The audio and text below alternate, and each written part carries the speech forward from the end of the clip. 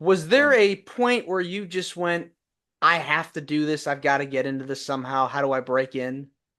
yeah, 12 years old it was when I decided that's what I wanted to be. My buddy Matt, we've known each other since grade seven.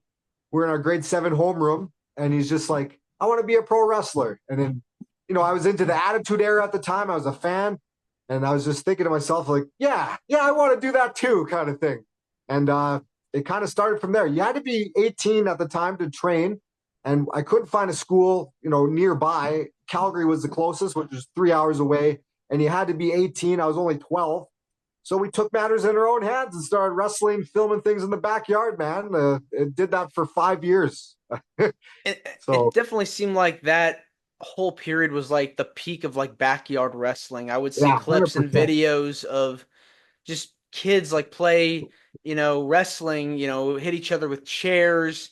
Uh, Totally different world now, with YouTube Yeah. now. It's, you can watch it online, but back in the day I remember seeing clips of like people wrestle and on the playground or wrestle outside in the backyard, just like it's unbelievable. Yeah, man. It was a phenomenon. It was what it was. Things were just white hot. The business was white hot. And it was just everybody was into it, watching every Monday night. That was what everyone Tuesday was talking about at the water cooler. And all the kids, such as myself, the teenagers, just emulated it and took matters in their own hands. Like I knew right away that's what I wanted to do. And I would put VHS tapes in slow motion and study how these guys were executing these maneuvers.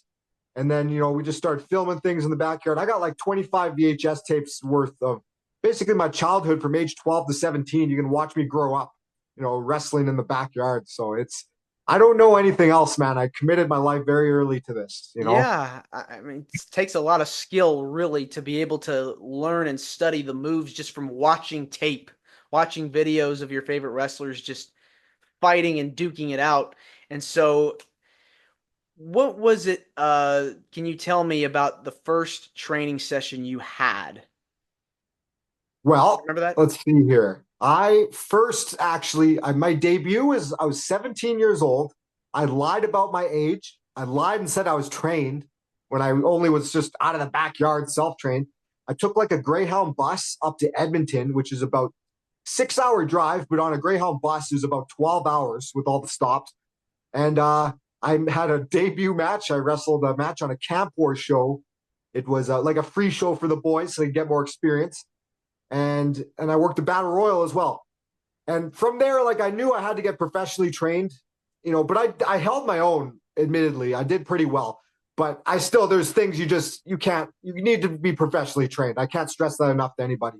So I went to college for a year, and then when I was 18, 19, I moved to Edmonton and started training. I did a training camp first, and it was great. It was like a 2 day camp, and I had a blast, man. I was like a duck to water, to be honest, man. I was compared to like a wrestling sponge. I just soaked everything in. I was very blessed. I was naturally, took to it. You know what I mean? Sure. So, You have to absorb as much information as you can when you're learning because it's hard, really when you're learning to put your body on the line through that anguish and pain, you have to be disciplined. You have to be committed to that because it's a different kind of physical work than you're used to. yes. Well, I mean, one thing I guess I can say is like, so in the backyard we had a trampo ring. It was a trampoline with like ropes, like steel cable ropes, and like that's how I learned how to do all my fancy, you know, stuff off the ropes. But the transition from a trampoline to a hard mat with steel beams, wood boards, and a thin layer of padding, that was a bit of a transition. I remember always getting like headaches all the time, taking bumps, and I almost came close to like, you know, giving it up in the early years because I Wow. just would get these headaches all the time. But thank the good Lord, they went away, and I was probably just adjusting and had to put on more muscle mass too to absorb the punishment and just getting the technique down. But finally, I figured it out, and those headaches went away, thankfully. What was the one thing that kept you going when you were just like, man, I don't know if I can continue to do this? Was there what was the constant, The that reminded constant, you? the constant was just like you already put in 5 years of this. You dedicated your your teenage years and what you thought is going to be your life to this, your family, your friends, everyone you've told this is what you're going to do. I just couldn't like put my tail between my legs and come back home and not have accomplished what I was out to accomplish. Mhm. It's a very tough profession. It's very, very tough. It doesn't get enough credit for sure on so many levels, physically, mentally. It's extremely, extremely difficult. When you started going to wrestling school, what was the pieces of advice from your trainers that you still learn from today? Like the pieces of advice that still stick with you today from your trainers that you can recall? Well, my very first trainer, Chichi Cruz, he was a veteran of 20 years when I first broke in, and he'd wrestled all over Japan, Europe, all over the United States and Canada, Canadian legend. One of the things that always sticks out to me, and I always say this to this very day, and this applies to everything in life. Rome wasn't built in a day. It takes time, takes patience, takes commitment, dedication. It doesn't all just come together right away. It takes brick by brick, piece by piece. Rome wasn't built in a day. And I've always remembered that, and I've always applied that and tried to preach that to other up and coming wrestlers or just anyone in life in general, to be honest with you. It doesn't happen overnight. It's a process, and you got to enjoy the process.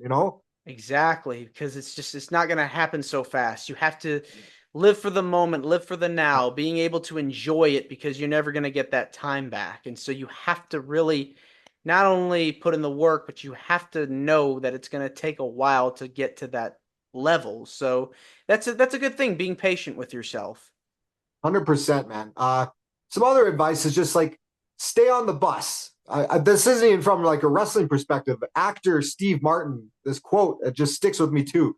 He said, when you're looking for fortune and fame, trying to get a break, an opportunity, everybody gets on the bus and you go for this long, long ride. And there's ups and downs and hills and valleys and lefts, rights, and turn rights. And you're all over the place. But the goal is what you need to remember is you got to stay on the bus for as long. It could take 20 years or longer, but if you stay on the bus and you're ready, you got to be ready. That opportunity will eventually come at some point. And during all this time, people are getting off the bus. And when you get off the bus, well, you got to start all over from scratch again. So stay on the bus. That one always Yes. sticks out to me too.